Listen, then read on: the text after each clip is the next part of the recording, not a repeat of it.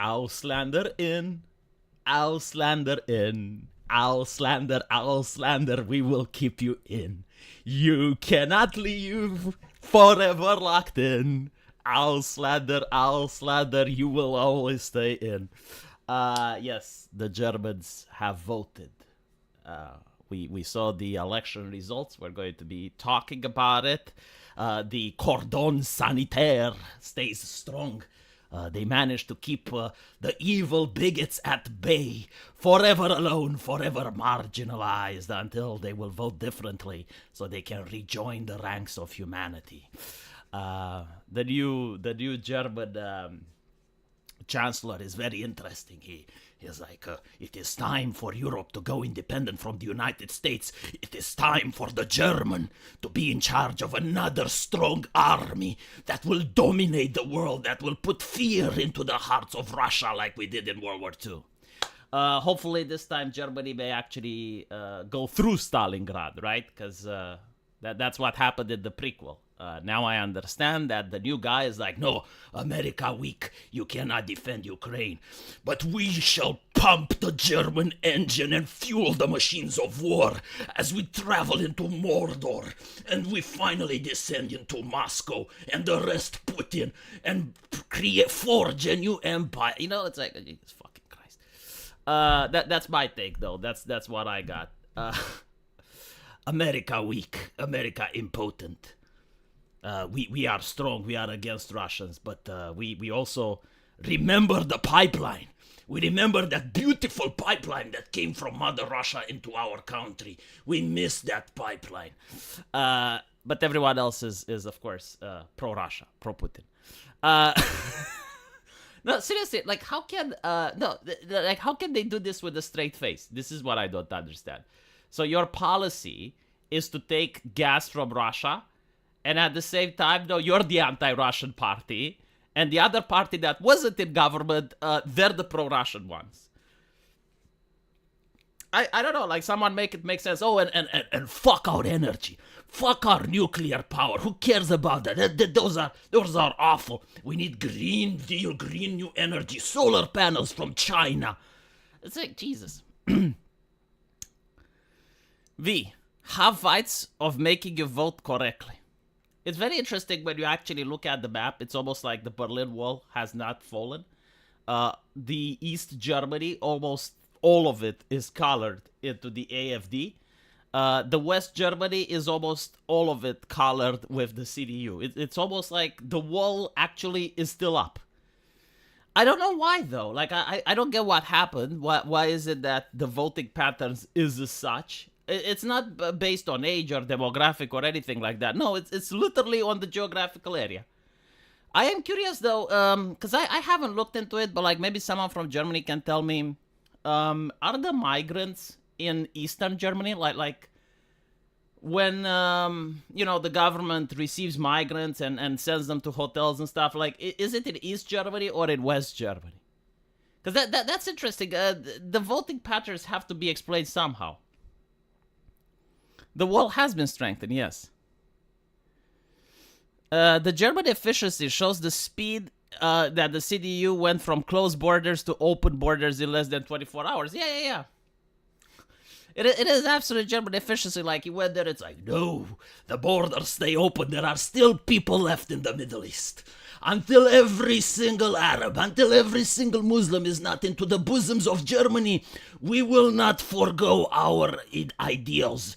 Like, we want more Muslims so we can have more political correctness, so we can have more censorship, so we can crack down on our citizens even more. You see, we don't care about our politicians. No, we do this from the kindness of our heart, because if we get Muslims in, then we can say, oh, you're speaking against Muslims. In other words, you're speaking against our policies. Oh, well, you're with the AfD then censorship, send the Polizei,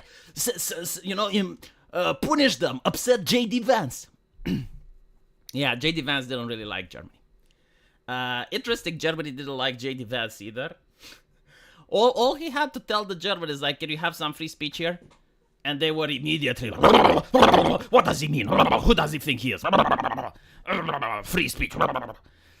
How do you say free speech in German, by the way? Is that even a word? Like, do you guys have a word for it? Freisprache or some shit like that? I don't think it's a word. I don't think it exists. If I type free speech in German into Microsoft Word, it will make it red, right? Because it says that, no, that word doesn't exist. It's spelled incorrectly. And you can't spell it properly because it doesn't exist in the German language. You can still see the difference between both halves of Berlin from the sky. Can you, though? I don't know. Redder Fright. Okay, let me see if I can put Redder Fright into Microsoft Word. There you go. It's red, right? No, you didn't spell it correctly. Again, I think that you can't spell it correctly because it just doesn't exist in the German language. Verboten, yes, that's free speech. That's an excellent, yeah, no, verboten is how you say free speech in German. That's actually correct. So let's look at the election results, shall we? We got... I remember like the first time I was looking into it, because it's like the way it was described is like the AFD is the party that is from hell, right? Like the demons have opened the gates of hell, the Nazis have arrived, and in their leadership was a lesbian lady. And it's like a party that's about to bring calamity onto the continent. Like, it's worse than Russia. I mean, even Putin doesn't have like the malice, the evil that the AFD can summon. And so I'm looking into it, right? And apparently, like, these are the extreme. It's like super violent. You know, if you have an AFD member in your neighborhood, they probably set fire to the whole thing. Like, they're unhinged. That's what the press was telling me. And then I looked into it, and this was like 10 years ago or so. And what I see is leader of AFD hospitalized. Apparently, he had a hole in his head, like someone attacked him with a crowbar. The cars of AFD members were set afire. Their homes vandalized. A bomb was placed into an AFD center. You know, like those things that the party have. Like they have like these institutions. This the building, right? Like the AFD building. It was bombed, like so on and so forth. People intimidated. They asked at least that if they can be anonymous so that their address isn't made public. The government refused.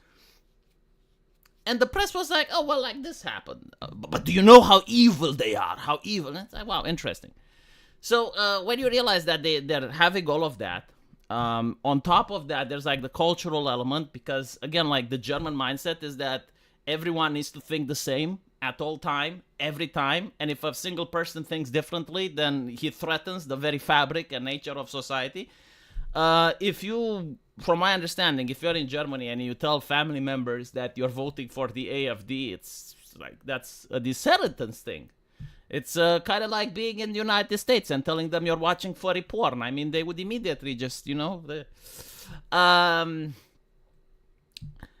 despite the censorship and despite all of this, I mean, there were people arrested or investigated at least. I don't know if they got arrested in bed. They were investigated for singing Ausländer raus. How does America do it though? Like, how do they have a society without censoring things? Like, you know, can the Germans send some scientists to figure out like how can America still have a democracy without suppressing their own population as such? And I'm also curious, like, where is the suppression worse at this point? Is it Russia or Germany? Because I'm starting to think that Germany is just Russia with an umlaut. Like, seriously, no, if the Russians were to take over Europe, hypothetically speaking, right?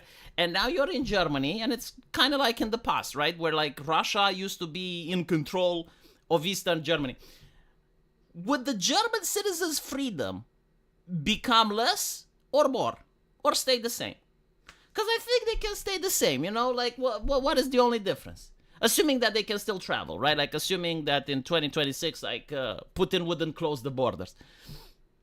I mean, the censorship might have a different flavor, right? Because right now in Germany, you can talk shit about Putin, but, you know, under Russian occupation, you wouldn't be able to talk shit anymore about Putin, but you would be able to talk shit about the CDU and the Grüne, right?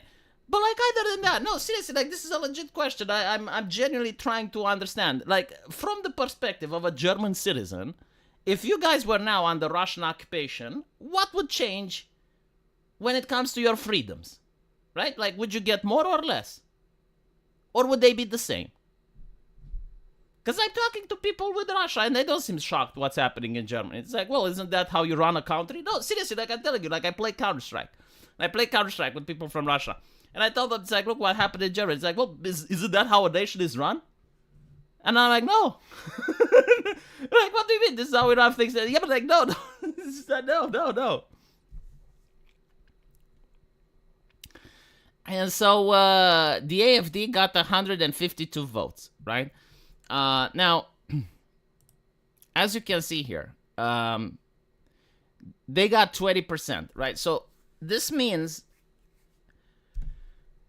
that it's almost, well, it's kind of like they're not in government, basically, right? So the German policy is for the Cordon sanitaire.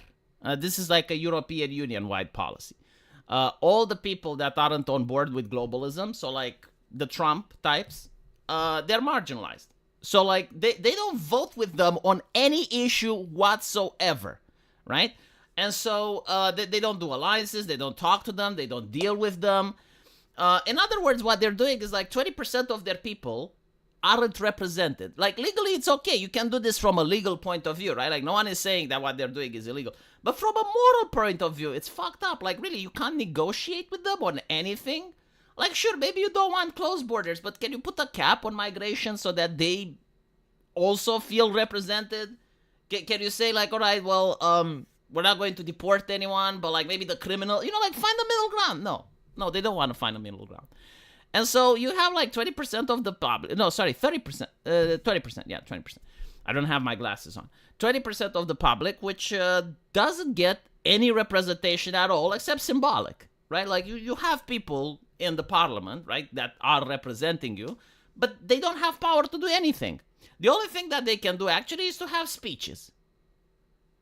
Which, to be fair, in Germany, that's actually a lot, right? Because in Germany, if I had my YouTube channel, I would probably get shut down.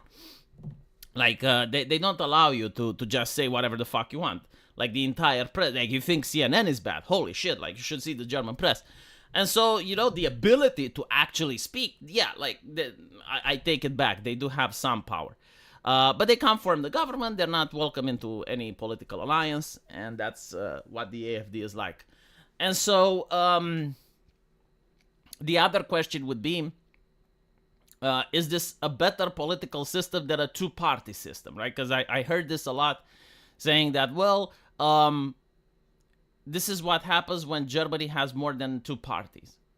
And I'm like, well, hold on a little bit. Let's assume, right? Because like what will happen is that the CDU and the SPD, they form an alliance, right? And they're the ones that govern because they get like 29% with 17%. And they get like some other minorities in, and then they have over 50% representation, right? So that's how they form a government, meaning that all the laws they want pass, etc., etc. And so if you're looking at this and you're saying, what if there were two parties? Well, if there were two parties, then the CDU and the ASBD and the Grüne and die Linke would be one party. That's what would happen. Right? Because these people, Die Linke isn't going to give votes for the AFD. The Grünes aren't going to give votes for the AFD. Right? Like, let's assume that from tomorrow, only the AFD and the CDU are in power. They're on the voting block, right? So, like, if you're a German, you can only vote CDU or AFD. Well, like, all the other parties that are left-leaning are going to vote for the CDU. No one is going to vote for the AFD. Now, the alternative would be, like, what if there are more right-wing parties? So what if there's, like, 2 or 3 AFDs? Well, they would just spread the 20% of the vote amongst each other. Right? That's what would happen. And so it doesn't really matter if it's a one-party or a two-party system. The situation is the same. And I do think that the way they quote-unquote rig elections is through the censorship, through the suppression of information, through the suppression of news, through the things that horrify J.D. Vance. Right? Like all the things that upset J.D. Vance, that's how they get the constant results that they keep getting. Here's the deal. I live in Germany and I voted the AFD. Well, I actually know you live in East Germany, Titan. Just you doxed yourself. Congratulations. I know where you are now. Monarchy would be better. See, I disagree with this take as well. Like, there are many monarchs throughout history that behave in the exact same way that the rulers of Germany are behaving now. And so it's not better or worse. Like, the thing is, theoretically speaking, maybe in the distant future, like, someone could put a stop to this madness. However, if you had a monarch, then you can't really vote him out. I mean, look at the United Kingdom, right? Like, the United Kingdom is a perfect example. The United Kingdom, you have King Charles, which banned smoking. Like, he's very happy about that. I think he actually pressured, like, the royal house actually pressured politicians to ban smoking. But he's an environmentalist. He is on board with all of the World Economic Forum policies. He visited the World Economic Forum himself.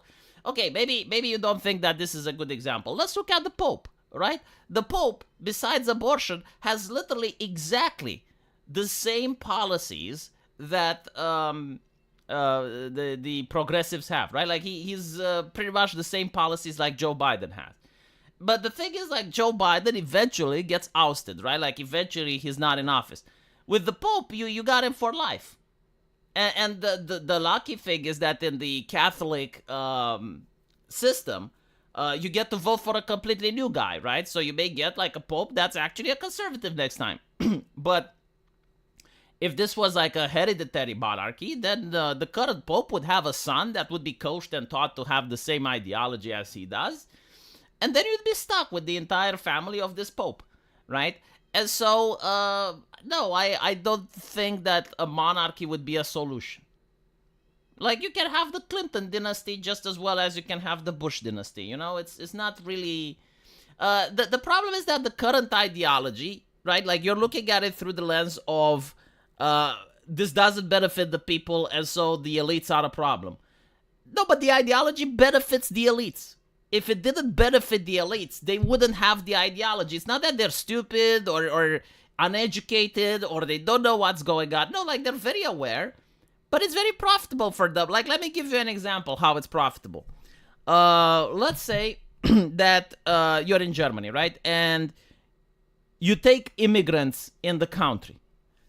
Now, you say, okay, well, where do we house them? So you talk about, well, let's house them in a hotel, right? Now, you raise for auction the idea that the hotels that want to offer themselves to house migrants, and the auction that wins just happens to be a friend, a relative of yours, you know, who has a chain of hotels. So now you use taxpayer money in order to book all of his rooms for eternity, right? Like, every single room in that hotel is now booked for the migrants. And then the guy donates to your campaign in return, right? So look at the grift. You took taxpayer money, you spend them for a hotel so that migrants can sleep in, and the hotel owner then donates that money to your campaign, or makes a generous donation for something else, or buys a work of art that donates it to you, right? And so this ideology actually does benefit someone. It just doesn't happen to be you. They don't care about you, you know, like they care about the grift. Right? So, like, when you say, oh, well, if it was a monarchy, the monarch wants to make money too. Like, the monarch also has, usually the way he holds power is it by himself. Like, he has a group of oligarchs of interests, and those oligarchs need to be fed. Like, they require money in order to stay loyal. It's pretty much like the Russian system, right? Like, Russia is not a monarchy, but de facto, it kind of acts like one. Like, Putin has his own vassals, his oligarchs, and he constantly has to give them a bone, constantly has to up their pay so that they remain loyal.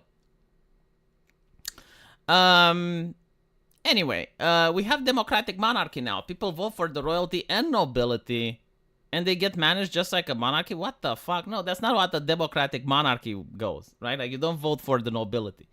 A democrat monarchy would be the monarch does have some power, right? And it depends. Like, in Romania, the monarch could lead the military. He had, like, absolute veto on certain issues. He could propose legislations, right? So, like, he was actually active in the legal process.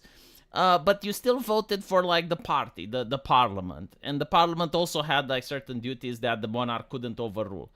I don't know if it's a better system, to be honest, because, again, you can end up with a monarch like the Pope, right? Like, the current Pope, if he was in charge of a kingdom, he would be a horrible king. the monarch have their own estates and lands that generate money while politicians suck on the citizens. That's not true. I mean, it is true in what you're saying, but the politicians have their own estates and places that generate money. The problem is that the monarch requires a group of close people, right? Like the close nobility, the close circle of friends, in order to govern the nation. And he requires their loyalty, right? Like the nobility, the boyars. And in order to gain their nobility, he has to give them shit. Usually money, right? So like the monarch needs money in order to keep people loyal. Read history, like this has happened in many countries. The essence, if you have castes of people, now all that changes the way they distribute power. The Roman Empire, by the way, towards its collapse was pretty much similar. It's the emperor would just flat out give lands or rewards, whether in gold or in other material, to the generals, to the people that were fighting the wars. Anyway, right. Let's talk about something else. Let's talk about the new guy, which apparently wants to start a German army. He didn't say it like that, but that's kind of what he means. And the reason for it is because he doesn't like the fact that America isn't committed to forever send money into Ukraine, despite what the battlefield says.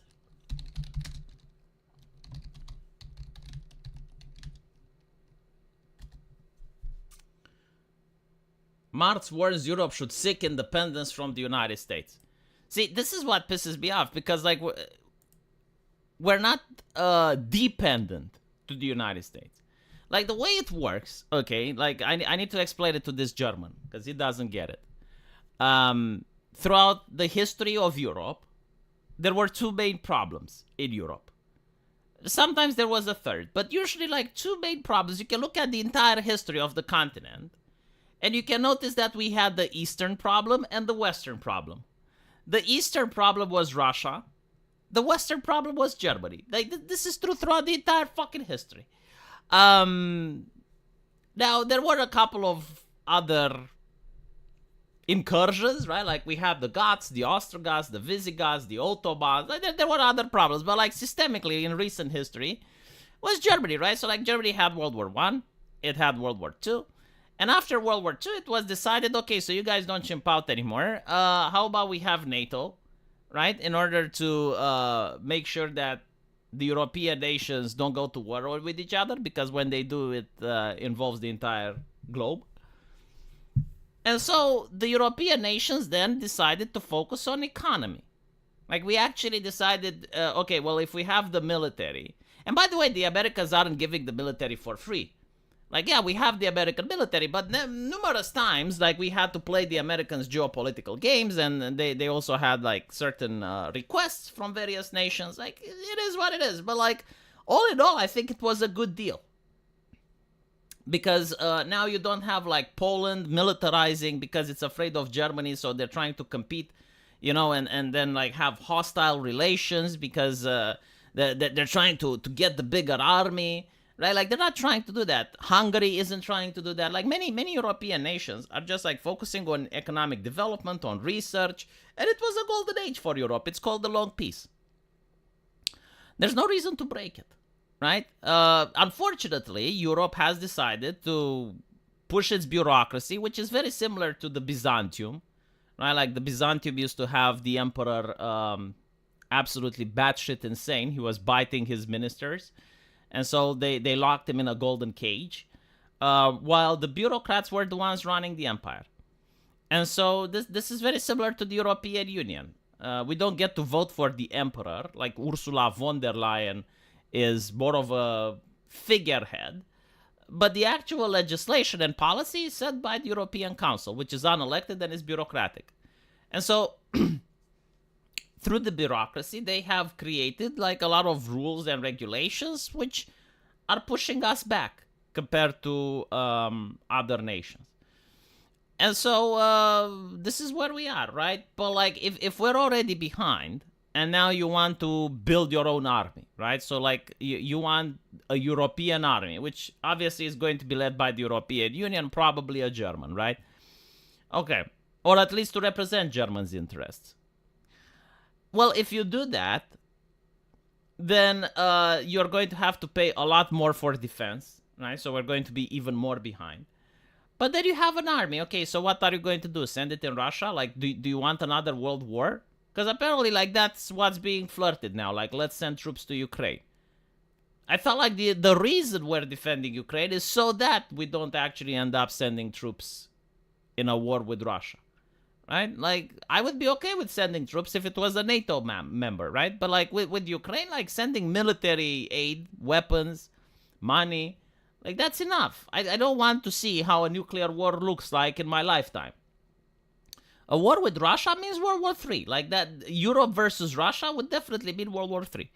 There's no way that China wouldn't get involved. There's no way that Iran wouldn't get involved. There's no way that the United States wouldn't get involved. Like, this is what they want. They want to start World War III. And so this is why I'm not okay with a European army.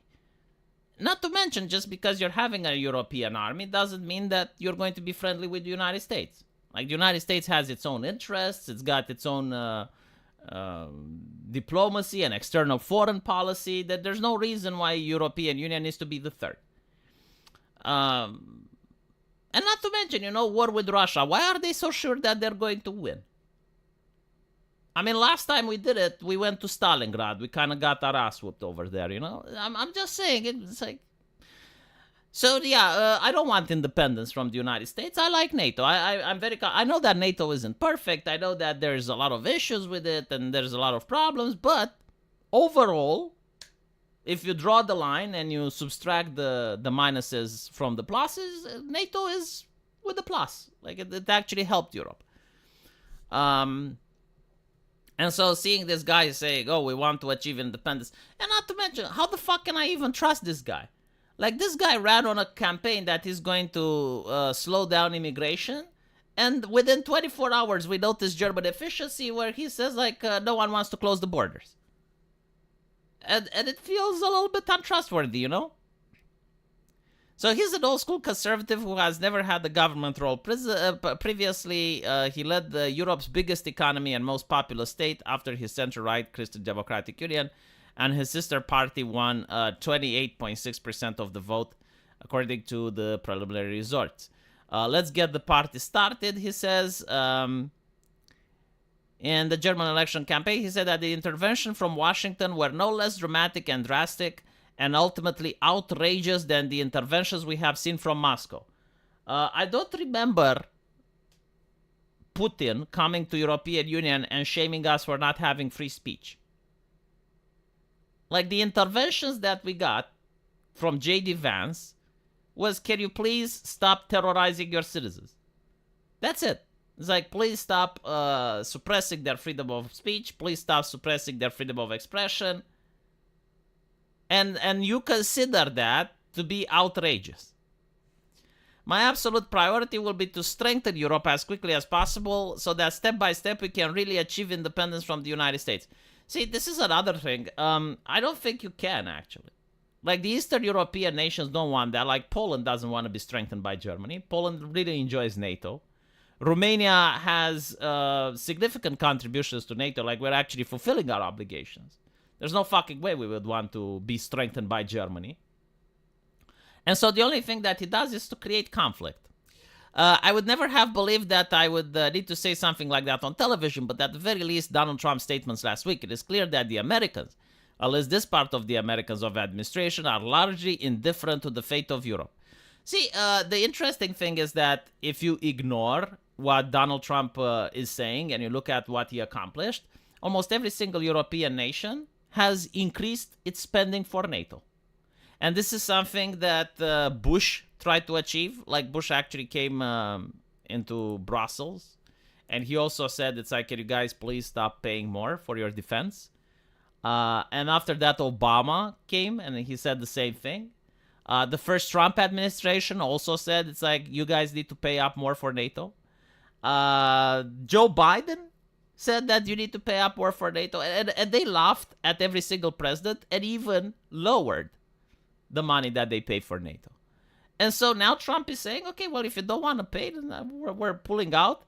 And all of a sudden, everyone is paying. Everyone is like, oh, well, shit, like, let's pay more.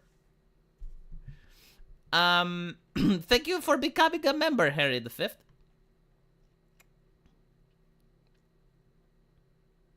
Germany didn't really lose World War One. That's why they were so pissed the second time. There's a lot of propaganda that's happening there because some of their allies did say they lost, others say they didn't.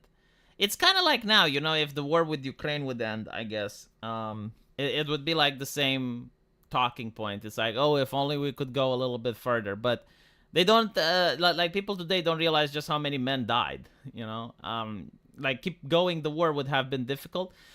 And I know why this is happening, by the way. When your nation is at war, your entire mainstream media apparatus, your entire press, has only one job: to convince your people that you're about to win, right? So, like, if you look at the war in Ukraine, if you look at previous wars, even if you manage to get, like, some old newspapers from World War One, they're all saying the same thing. It's like, victory is around the corner, you fight a little bit more, and we're going to win, right? Like Verdun. Verdun is like the battle that will turn the tide and we're going to win. Every single newspaper does this. They don't talk about, all right, let's look at logistics. This is how much manpower we have. This is how much manpower we lost. This is how many months we can keep the war going, right? Like, they don't talk about that. All the articles are positive. And so you can see it during World War II, when the Russians came into Berlin, the people in Berlin were shocked. They didn't expect that because their newspapers were lying to them. And so if Germany would have won World War I, you would have noticed the same thing from the Allies. They wouldn't have believed it. They would have said, oh, we're being betrayed by our politicians. Oh, this is sabotage. We shouldn't have signed the peace deal, blah, blah, blah. It's the same thing, right? Because the newspapers are there to convince you that your side is winning. The funny thing is that it's convincing the politicians as well. It's like a negative feedback loop, where the press is pumping these positive articles. The politicians also read them. They start believing them. And it's this positive feedback loop where they genuinely think, like, yeah, we're going to win. This is probably why Hitler also thought that he would still survive even after the Russians were conquering Eastern Europe and they were heading to Germany while the Allies were pressuring from the other side. It's not that they didn't lose, but the fighting didn't happen on their soil. Yeah, but like at that point, they realized that if the fighting would happen on their soil, they wouldn't manage to win. And on top of that, they would have like all the infrastructure destroyed and all the buildings leveled. So, from Georgescu, why thank you, Paul the Mock. When can I stop saying his name? I need to look at the Romanian legislation. Like, there's this stupid legislation in Romania. It's a relic of the past. I don't even know why it exists. But the idea is that before elections, you're not allowed to champion any presidential candidate if you're part of the news media. And so let's say that you have Kamala Harris versus Trump, right, running for elections. And a couple of weeks before the elections, the media isn't allowed to endorse any of these candidates. And so it's really stupid. But what happens is that they just give them nicknames so that they respect the law in the letter, but they don't respect the spirit of the law, right? So the law says you're not allowed to endorse Biden or Trump. And so the media says that they will call Trump big little hands, and they will call Kamala the cackler, right? So they will say the cackler had a really good speech today, and she managed to rally the masses, and I really like what the cackler has done, right?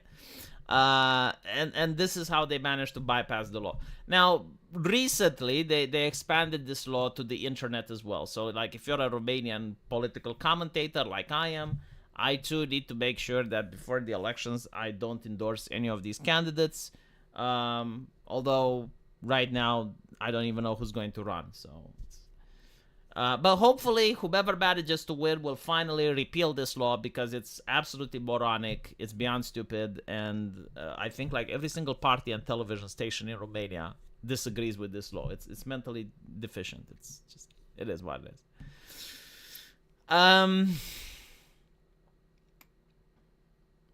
Germany didn't surrender in World War One. They were signed an armistice and then got screwed over Versailles. Okay. Can Trump guarantee that Putin will not start a new war? No one can guarantee that Putin will not start a new war. But can you guarantee that Ukraine can win? The thing that will happen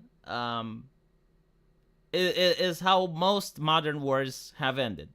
The way modern warfare is ended is with a demilitarized zone. So in other words, what you do is you set up a perimeter, and then you mine the shit out of it. You put anti-air emplacements. You put military bases there. You fortify it like it's the new Verdun line. And that's what happened in North Korea and South Korea, right? Like the Americans can't guarantee that Kim Jong-un isn't going to invade. Well, probably they can now because they don't have the technology. But at the time, right, when the Korean War was ended, the Americans couldn't guarantee that Kim Il-sung, or who was there, right, like the president, isn't going to invade South Korea again. And so they made the demilitarized zone, which is one of the most mined places on Earth. It's probably like... I don't even know how, like, if a new war would start, how they would get rid of all the mines and how they would manage to push through. But, like, yeah. The problem with Ukraine, though, is that the border is insanely large, right? So, like, you have, I think, more than 300 kilometers of the border. And how you're going to defend that, I don't know. But that's why they're calling on Europe, because it would be a joint effort. And in the case that Russia invades and you have European forces there, well, Putin would de facto declare war on the entire Europe, right? Because imagine this. Imagine that the Europeans are defending the border, and then the Russians are coming in, and they killed 1,000 French soldiers and 5,000 British soldiers, right? Like, imagine how that news would be sent home. And the other issue is the Americans want to mine Ukraine, right? So they want to exploit the natural resources. Well, if they have interested operations, like, it's one thing if you're Trump, and the people that vote for you, which are the only people you give a fuck, are going to ask you, well, why are we defending Ukraine? Right? Like, what does Ukraine mean to us? Well, if you can say, well, it means the fact that we're mining operations over there and we're harvesting rich earth minerals worth $500 billion, well, then the American voter will understand why. Regarding Europe, a lot of people are laughing. Take into account that Russia is still struggling to take over Ukraine. Russia, big country. Ukraine, small country. Take into account that when you're attacking, you're taking attrition 4-1. Yeah, like, I do think that if the entire Europe was to actually go in boots on the ground, Russia would actually have a problem. It would mean World War III, would probably mean nuclear war. But then you would actually say, well, who's going to win? And not to mention, America would definitely intervene because they have a lot of investment and interest in Europe. Thoughts on Trump calling Zelensky a dictator and that Ukraine started the war? This is kind of the way Trump does negotiations usually. You know, like, he called Kim Jong-un Rocket Man, and then he was good friends with him. He constantly does this in his rhetoric. He starts by insulting, by doing... It's in the art of the deal. Like, he wrote everything there. My personal take is that he probably doesn't want Zelensky to be president so that he can offer him during the peace negotiation is either as a political prisoner or to exile him somewhere else. He will probably say, look at the money he's stolen, right? Because this is what Trump actually said, which is a lot more damning than the fact that he called him a dictator. He asked, where is the money? Because he said, like, America has sent billions of dollars, and up until now, Zelensky couldn't account for blah. And I think he can use that in order to say, yeah, I mean, he's a criminal because he stole the money, and this is why we can allow the Russians to have him. I don't think he's actually going to end up imprisoned in Russia, but he will probably be exiled, more than certainly. This has happened in other places, and actually, like, most people that worked with the United States, they ended up worse off for it. If you look at Libya, if you look, I think they even worked with Osama, if I'm not mistaken. Who's that guy that actually faked his death? Was he in Georgia? Like there's a guy that actually faked his death in order to escape the Americans' negotiations ability. If the war in Ukraine stops, does Zelensky have the future as president? No, this is why I'm telling you. Like either he's going to be exiled or he's going to be gift wrapped to Russia. Probably exiled. The money Zelensky claimed was missing was never sent, just promised. Well, if that's the case, then he may get away with it. But from my understanding, like no, Trump actually said that the money was sent, and he can't account for it. In which case, that's really bad. Now, to be fair, most of the West is aware that this is Eastern Europe and that the money can disappear because it's an Eastern European tradition. It's the same reason why Russia had problems at the start of the war, because also their money disappeared. Like the money they were supposed to spend for bribes and to bribe local officials in Ukraine to open cities and to surrender. Well, they didn't arrive where they were supposed to, and so they had the same problem. And, you know, the Democrats were probably aware, okay, if we send like $1 billion to Ukraine, probably like 500 million would actually arrive if we're lucky. And out of those 500 million, like 300,000 is going to be used for weapons. Who knows what's happening there? Only the American diplomats know. But the difference is that, well, the Democrats were willing to tolerate that and Trump does not. I think that with Trump, he's just trying to reorient America's foreign policy towards China. I think he doesn't want America to be caught on several fronts, right? Because you have a conflict in the Middle East, the potential of conflict with Iran. You have a conflict in Russia now. And if you get another conflict in China, that would be bad because their forces would be stretched thin. And so they want to focus more on China. And they also want to entice Russia to not be 100% on the Chinese side. That's my take regarding the current foreign policy, which I don't think is Trump's. There are two factions in the Republican Party, and I think like his view is actually supported by many people, not just by Trump, including generals at the Pentagon. There were several generals at the Pentagon that were having this take since the war started. So it's not necessarily like, oh, you know, you get rid of Trump and the new administration is going to revert back to the Joe Biden status quo. No, I generally think that this is a new way of thinking. In fact, since the retreat from Afghanistan, the United States was already building more weapons and technology that can be used to fight in the ocean and on the sea. Because they were probably getting ready for China. The fact that Russia wanted to go into Ukraine, that's a bonus that they got. Again, you know, Trump is lying his ass off. That's not how how countries run, okay? Like, if you were Trump tomorrow, you couldn't just do whatever you want. You have a political party behind you that you need to have its support. You need to please the neocons. You need to please the other factions, like the MAGA faction. You need to make sure that even the Democrats are a little bit pleased. Like, you don't want them to do more political machinations than they already are. Like, these are conversations that are happening under the table, you know, behind closed doors. And on top of that, you have the generals and you also have Congress.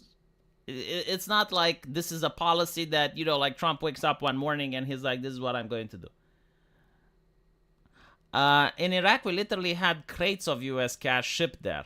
And you had both the U.S. and the Iraqi government officials walking right up and grabbing the cash. Yeah, that was like a huge grift. A lot of... like, if they actually audit the Pentagon, Jesus fucking Christ. Jesus Christ. If they audit the Pentagon, like, they're going to find out some very interesting things.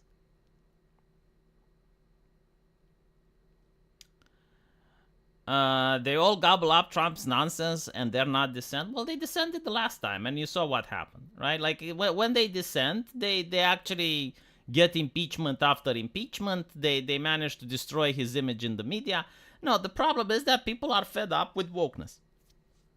Like, Americans are absolutely disgusted and enraged at censorship and wokeness. And so Trump is the manifest of enraged and disgusted Americans. It's the American disgust and rage made manifest. That's what Trump is right now. He may actually not have the same momentum for his entire presidency. It's usually obviously you get the honeymoon and you get like a little bit of worldly way in the beginning, but then as any regime, it's can he fall back on his threats, and can he achieve his promise? And so if Trump doesn't achieve his promises, then he's going to lose favor. And if he can't fall back on his threats, then, well, there's going to be consequences. Does Biden still remember what ice cream is? I think Biden is actually very happy. Like when I saw him passing the power to Trump, he was actually really happy. It's almost like it's all over. Like all this shit is behind him. He was really displeased with how the Democrats treated him. So I think like he's more concerned now with his family. He signed like the presidential pardon for his son. He signed the presidential pardon for other people that would have squealed. And so right now he's looking at his retirement. He's got a happy political career, even managed to become president. One for the tip jar. Thank you, Midwest Finest. I really appreciate that. If they audit them, then the Pentagon is going to turn into the Tentagon. Well, hopefully, last time the Pentagon was getting an audit, if I remember correctly. Please correct me if my knowledge of American history is incorrect. When the Pentagon was being audited, unfortunately, a plane fell from the sky and hit the Pentagon. Hopefully, that will not happen again. Planes very rarely fall from the sky, but that time they did. And so hopefully Elon Musk has a meticulous program in order to audit as fast as humanly possible. Maybe a quantum computer so that he is in and out. Like 1 second he is in, he gets the audit and gets out, because it's not safe. Like when you're auditing the Pentagon, as I mentioned before, bad things happen. Planes fall from the sky. I don't know what else can happen. Maybe satellites can fall from the sky, earthquakes that swallow the earth. At this point, I wouldn't be shocked. The plagues of Egypt, frogs falling from the sky. Like anything is possible at this point. When the Pentagon is audited, there's some bad juju going on, some very negative energies.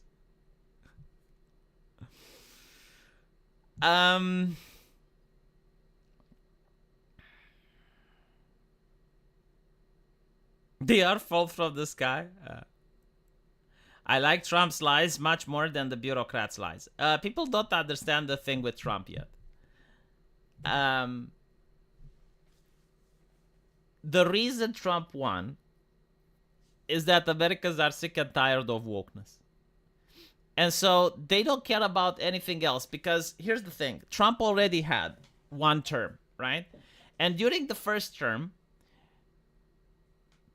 people were really nice, and people genuinely cared about optics. Do you guys remember that? Right? And he was trying to look presentable and meet them halfway. And what happened was impeachment after impeachment after impeachment, the Russian Gate dossier, all of these underhanded tactics, all of these like constant sabotaging for 4 years. And so after 4 years, Trump survived not one, not two, but 3 assassinations attempts. And now his own electorate is tired. Like, they're tired. They just want to see the liberals suffer. And what Trump is actually doing, and I'm describing it, I'm not suggesting that he should, he is doing it. Regardless of what I say, he is doing it. He has declared war on the neoliberal order, on wokeness, on progressive values, and all of these things. Like, he is de facto at war with this culture. And everything he does, it's almost like, what do liberals want? What do they like? How do I fuck with them? That's his mindset. And when you understand that mindset, then you understand the MAGA movement. When you have like someone like Short Fat Otaku going, it's like, well, but like what he is doing is unconstitutional, because technically you're not supposed to do it this way. Like if you look at paragraph C, section 5, it says so clearly. That is something for the lawyers to figure out. That is something for the court system, for the Democrats to pay, for the Democrats to take care of, for the lawyers to figure out in the Supreme Court. No, what the public wants is circus. The public wants to see suffering, right? Just like when Joe Biden managed to get in the White House and he was doing things out of sadism just to piss off conservatives, things that didn't have to be done. Why were there transgender boobies in front of the White House? Why did we have cocaine in the White House? Why did you have butt sex in the Senate? Why did you have like Lizzo twerking with an ancient relic? Like, these were things done specifically out of spite, specifically to antagonize people. Why were the Sisters of Perpetual Indulgence onto the Dodger Stadium? There was no need for this. Why was the energy secretary stealing women's underwears at an airport? Why were these things allowed to happen? And the answer is to antagonize the consent. Well, congratulations, you antagonized them. And now, you know, that they feel that, okay, well, you guys thought that we will appreciate it, so now it's our duty, it's our moral obligation, so you appreciate it as well.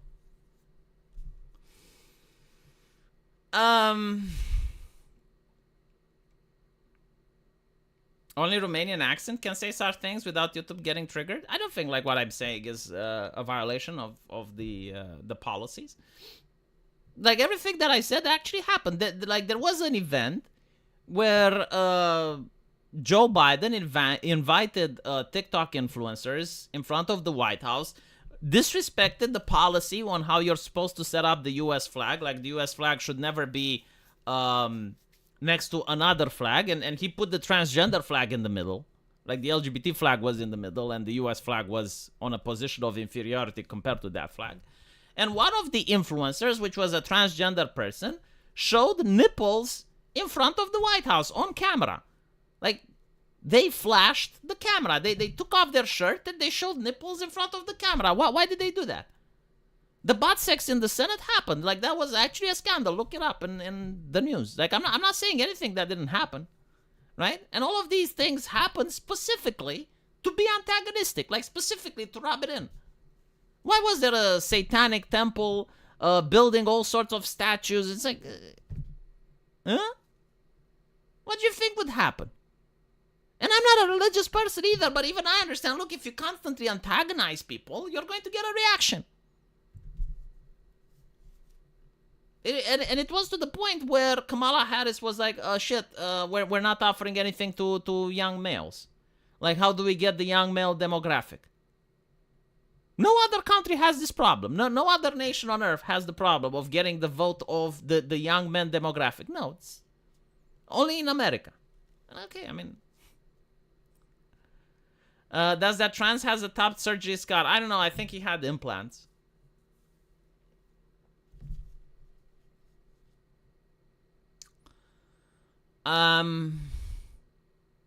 Trump had boomer response for the mRNA. We grew up trusting medical industry. Yeah, but the thing with Trump was that, and this is what I got, because I was watching the whole thing very carefully. He didn't want to force people to get a vaccine. He wanted the vaccine to be available for the people that want it. I have no problem with that. I have absolutely no issue with that. It's like, okay, well, you got a vaccine. It's available. If you want it, have it. If you don't want it, don't have it. Trump wasn't the one that suggested that businesses should be shut down, that the economy should be halted, that people shouldn't be allowed to go into restaurants without showing paper. Trump didn't do that. And Republican governors didn't do that.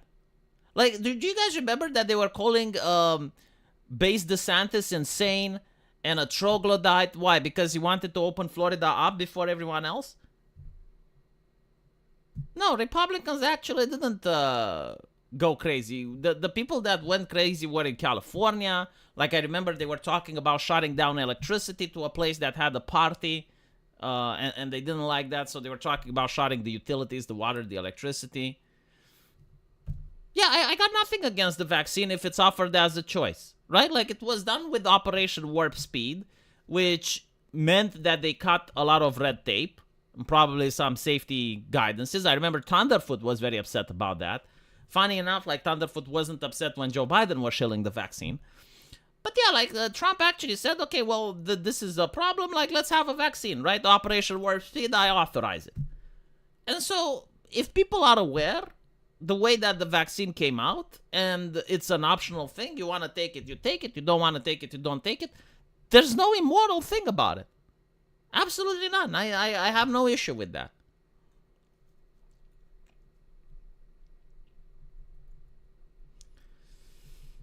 Republican wins. California threatens to succeed. Democrats wins. Texas threatens to succeed. Well, imagine if they actually get Canada as a state, which is like a baffling thing that they keep suggesting. You would get a state that's perpetually blue. I don't know if it's larger than California or not, but like they would consistently vote Democrat. And so I don't know if it's a good idea. Funny enough, apparently, the people that suggested California should become a state was the Prime Minister of California himself, of Canada himself, sorry. Justin Trudeau was revealed to be the one that suggested to Trump to be the 51st state. The conversation was about, so like for those of you who don't know, during the Cold War, the United States was trying to prevent countries from going communist, right? And so they accepted a lot of policies and trade that was in their deficit with Canada so that Canada doesn't vote socialism, so that America doesn't have a socialist nation at the border. And recently Trump is like, well, hold on a little bit. Like there's so many things that are unfair. Like we can't have our banks there, but they can have their banks here. They're tariffing us on a lot of things. Well, why don't we just make it equal then? You know, ban their banks here until they unban our banks from there. Have the same tariffs that they put on us. And Trudeau said, well, if you do that, then our country isn't sustainable. And it's like, well, if your country isn't sustainable, then let's make it a 51st state. And this is the current conversation. I personally don't think it's a good idea to make it a 51st state because they will have the right to vote and you'll never have a Republican in the White House again.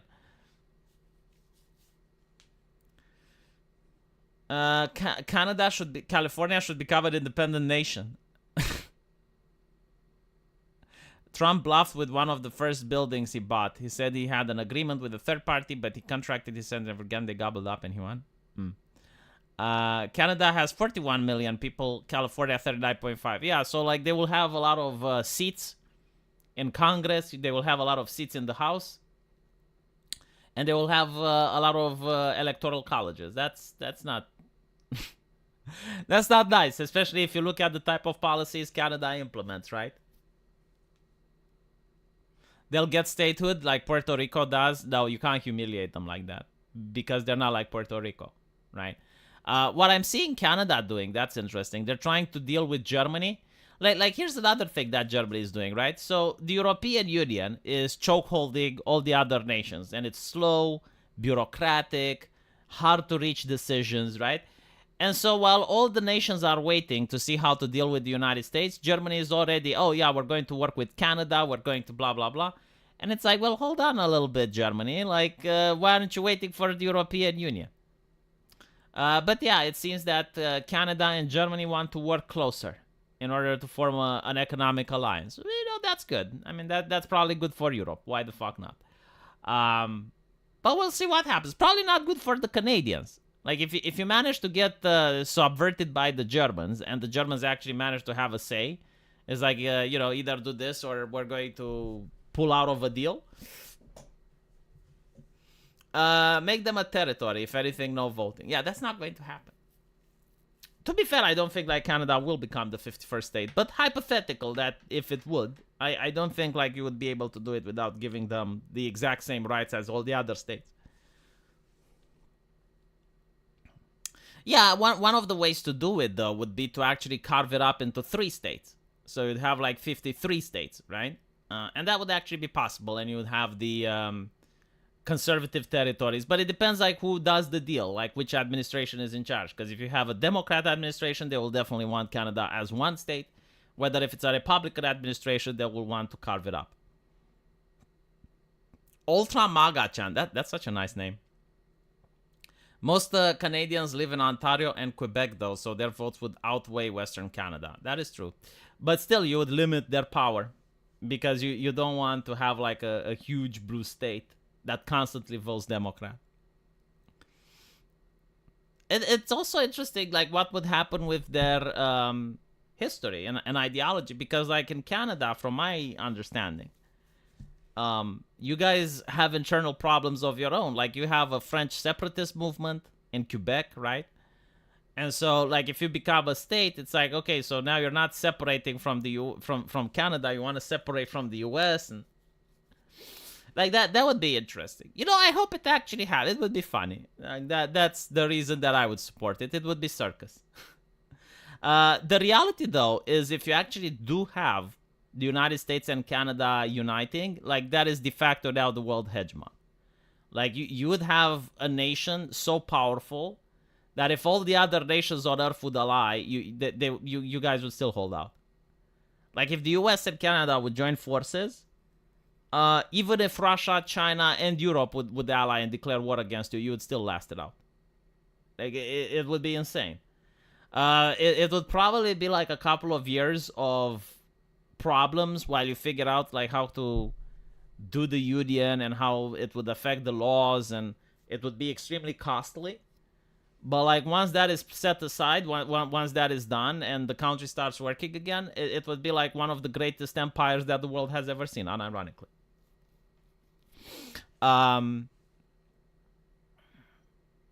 You're at least 50 years away from any chance of unification. Yeah, I don't think Trump will do it. But like the idea is out there, right? Like now the possibility has been discussed. So as you're saying, like 50 years from now, if Canada's economy is to the shit, and then these negotiations get brought up, maybe it will happen. If America took over Canada, you think Elon would let the Indians go? Absolutely not. They would end up in China. You don't want Indians in the Chinese heads. Like they're like Operation Paperclip. They create rocket engines and stuff. You can't have China have that.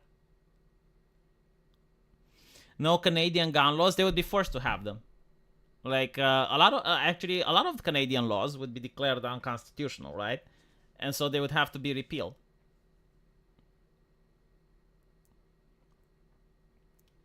Canada can't export any energy eastward. It has no ports that have export supply, any sale of oil, LNG. I don't know like what Germany wants with Canada, right? Or how they want to do the trade. Yeah, Germany can't export energy, and Canada can't export to Germany either. Who the fuck knows? But what I do know is that the president of Germany did talk, not the president, the Chancellor of Germany did talk about the fact that they want to work closer with Canada and form a union. It's like, okay. An economic agreement, not a union, sorry. There are rules in the Constitution for other nations and regions to join the US with votes, etc. I didn't know about that. That's actually interesting. I'll look it up. Anyway, all of America is going hard right on the Second Amendment issue. That doesn't surprise me. I said this during the BLM riots.